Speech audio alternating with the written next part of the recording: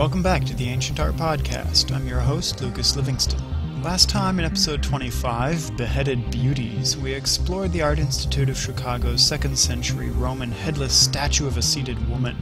We closed with a glimpse of the also headless and roughly contemporary 2nd century statue of a standing nude woman. There are a number of indicators that tell us that this is a copy of the famed Aphrodite of Knidos by the prolific Hellenistic sculptor Praxiteles of the 4th century BC, approximately 5 centuries earlier than the Art Institute's copy. The Aphrodite of Knidos has her claim to fame as being the nude that ushered in the era of Greek nudes. She's widely considered one of the first and certainly the most famous of Greek nude female sculptures. She gets her name from, well, of course, the subject depicted, Aphrodite, goddess of love, the Roman Venus, and Knidos comes from the ancient city that purchased the statue from Praxiteles. Knidos was located on the southeastern coast of Turkey on a narrow peninsula jutting far out into the Aegean Sea. You might also come across the pronunciation Knidos, but that's just plain silly.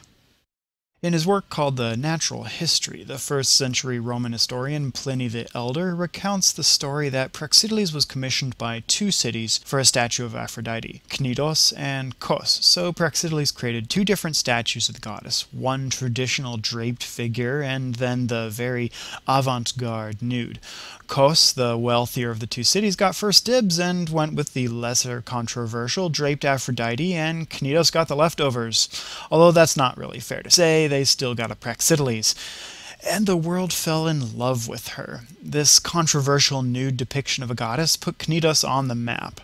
So stunningly beautiful was the work of art that the goddess Aphrodite herself is said to have asked, "Where did Praxiteles see me naked?" Pliny states that superior to any other statue, not only to others made by Praxiteles himself, but throughout the world, is the Venus, which many people have sailed to Knidos to see. People came from far and wide throughout the Mediterranean to visit her. The citizens of Knidos set her up in a rotunda, a round chapel, so she could be equally admired from all angles. There's an interesting account of this setting in the Amores. "We entered the temple. In the midst thereof sits the goddess. She's a most beautiful statue of Parian marble, arrogantly smiling a little as a grin parts her lips, draped by no garment, all her beauties uncovered and revealed, except insofar as she unobtrusively uses one hand to hide her private parts. So great was the power of the craftsman's art that the hard, unyielding marble did justice to every limb." The temple had a door on both sides, for the benefit of those also who wished to have good view of the goddess from behind, so that no part of her be left unadmired. It's easy, therefore, for people to enter by the other door and survey the beauty of her back. To add further scandal to this already controversial nude depiction of a goddess, various stories begin to emerge in the centuries following the statue's debut, identifying the famous Greek courtesan Phryne as having supposedly been the model for the sacred icon of the goddess Aphrodite. Other accounts also surface of the supposed romantic affair between Praxiteles and Phryne. Later during the Roman era, it became vogue for sculptors to produce copies of famous works for wealthy patricians to decorate their villas. The Aphrodite of Knidos was one such statue, and her image soon flooded the Roman Empire. Figures based on the Aphrodite of Knidos are commonly referred to as cnidia. What distinguishes the cnidia from other nude representations of the goddess is the general pose, for one. She's commonly interpreted as engaging in the rather private act of bathing, and we're peering at her with this almost voyeuristic gaze. Her right arm reaches down seemingly in a gesture of modesty. We see 2 small bumps on her inner left thigh where 2 fingers of her right hand once engaged with the thigh. That's something of a remarkable feature to this Roman copy. The torso and at least the right arm are composed of a single unbroken piece of marble, skillfully carved to produce the long curving limb, structurally reinforced by its engagement with the hip. Remember from last episode's statue of a seated woman that it was common for sculptors to carve limbs and other precarious projections separately and then attach them with wooden or metal dowels, or more properly called tenons. So while the Art Institute's heavily weathered cnidia may not be the hottie that she used to be, she's still quite artistically remarkable. On her outside left thigh is a fairly long fragmented tab from some now lost section, most likely the characteristic Roman support pillar once connected with the rest of the figure at this point. The support pillar was probably in the shape of a vessel that once held the water for her bath. The evidence can be seen in other copies of the Cnidia, one of the most famous being the Colonna Venus in the Vatican's Museo Pio Clementino. Also the Venus Braschi in the Munich Glyptothek. In her left hand she holds her drapery that she's removed for her ritual cleansing, which is now missing from the Art Institute's example.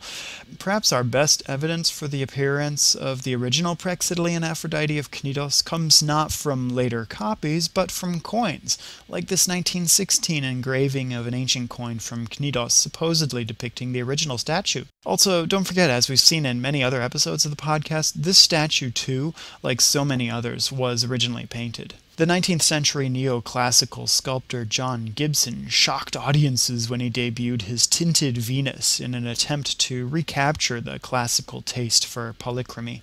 As we've already learned, the Aphrodite of Knidos was one of the most famous statues in her day and extensively copied during the Roman era.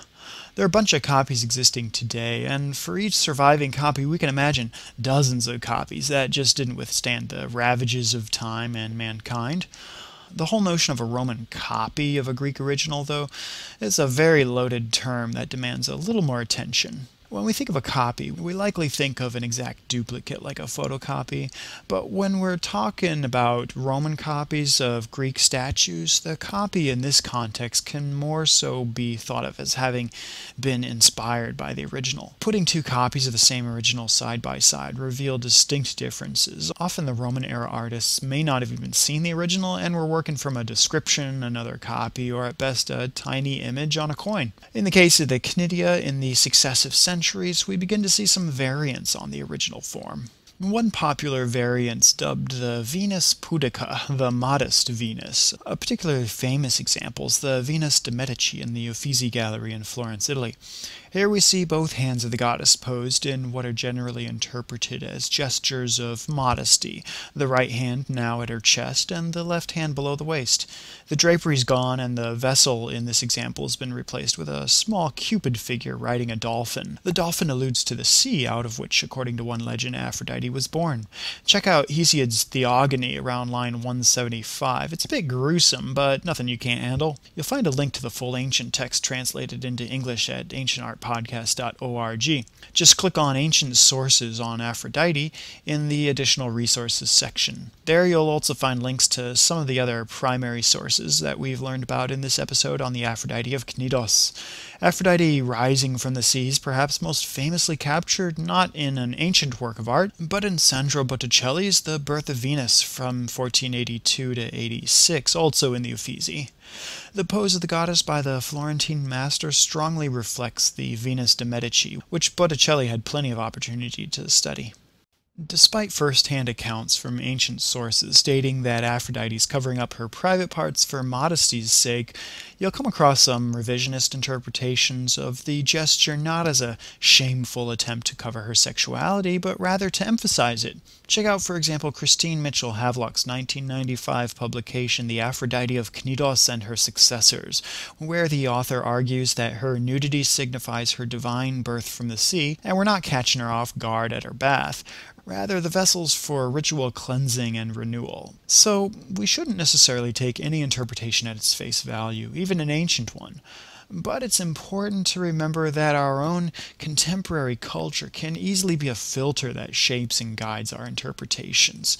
And that's what makes art the gift that keeps on giving. Don't forget to check out ancientartpodcast.org for image credits, bibliographic references, and links to lots of other relevant things. I appreciate your feedback and suggestions for future episodes. You can reach me at info@ancientartpodcast.org or with the feedback form on the website. You'll find me on Twitter at Lucas Livingston, and you could leave your comments on YouTube, iTunes, or on the website itself. You might have heard that the Art Institute of Chicago's podcast, Musecast, has reached its final episode, alas. But don't worry, the Ancient Art Podcast ain't going anywhere. Thanks for listening, and see you next time on the Ancient Art Podcast.